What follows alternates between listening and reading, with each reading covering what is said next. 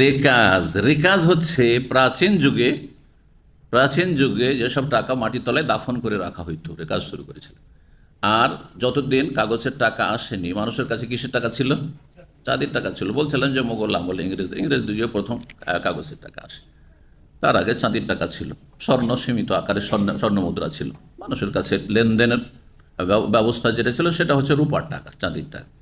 তো এটাকে মানুষ মাটির তলে কী করতো? দাফন করে রাখতো। আর অনেক জায়গায় যেসব প্রাচীন এলাকা আছে, প্রাচীন ধ্বংসাবশেষ আছে, প্রাচীন সভ্যতা, সেখানে কোনো যুগে মানুষ বসবাস করেছে, মানুষ মাটির তলে পুঁতে রেখেছে, মারা গেছে, অথবা কোনো আল্লাহর আযাব এসছে, সে এলাকা ভূমিকম্প ধ্বংস হয়ে গেছে, আর তারপরে ধন সম্পদে মাটির তলায় থেকে গেছে, অথবা বাড়িতেই ছিল, রাখা ছিল ওপরে, আর তারপরে ভূমিকম্প হয়েছে, মাটির তলায় চলে গেছে।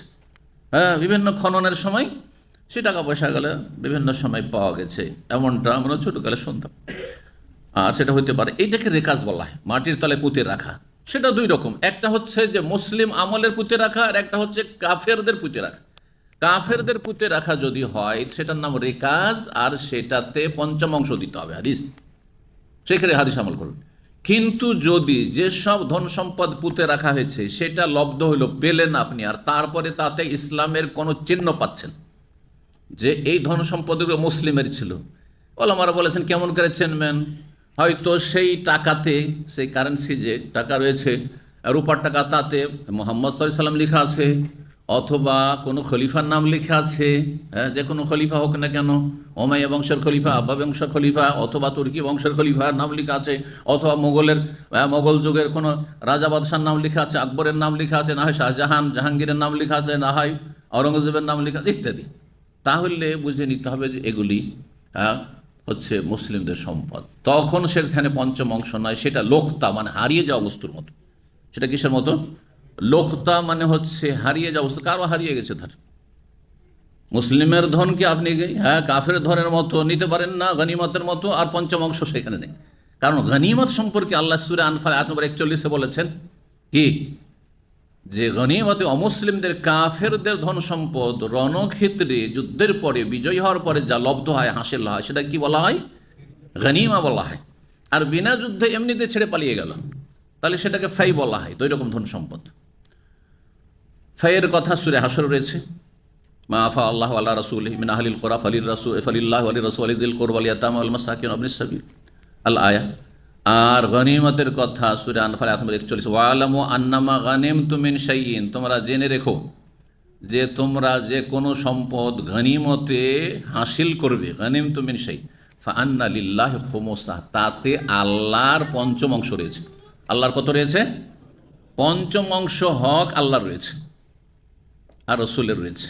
এইটা 5 ভাগ করে 1 ভাগ রেখে নেবে রাসূলুল্লাহ সাল্লাল্লাহু আলাইহি ওয়াসাল্লাম, সেটা আল্লাহর হকে রেখে না হবে। আর তারপরে জনকল্যাণ বড়, কার কোনো অভাব আছে, কোনো গরিবের যুদ্ধে যায়নি তারা, কিন্তু তাদের প্রয়োজন রয়েছে, অভাব রয়েছে, এই 5 ভাগের 1 ভাগ দিয়ে সেটা পুরা করা হবে।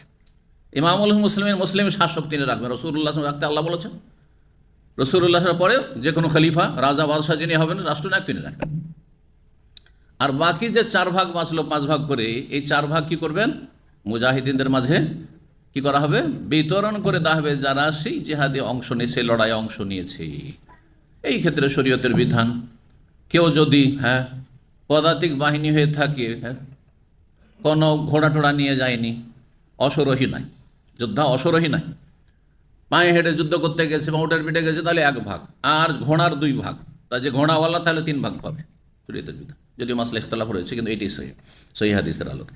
যাই হোক, সেসব মাসলা জেনে লাভ নাই, কারণ আমরা এখন দুর্বল। সুতরাং যেগুলো আমাদের কাজের সেগুলো জানতে হবে, তাই না? জি হ্যাঁ।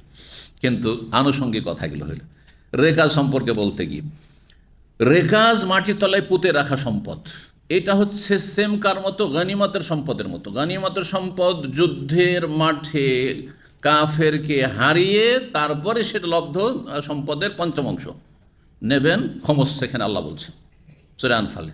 আর রেকাজ মাটির তলায় পুঁতা, কাফেরদের প্রাচীন যুগের সম্পদ পেলেন, সেখানে পঞ্চম অংশ দিয়ে তারপরে আপনি 4 অংশ, বাকি যে 4 অংশ থাকলো 5 ভাগে 4 ভাগ, সেটা আপনি ব্যবহার করতে পারবেন, যে পেলেন সে ব্যবহার করবে। কিন্তু আজকাল সাধারণত হয় কি, সেটা রাষ্ট্রীয় সম্পদ, জানতে পারলে সেটা আপনার কাছ থেকে সরকার কেড়ে নেবে, ঠিক না?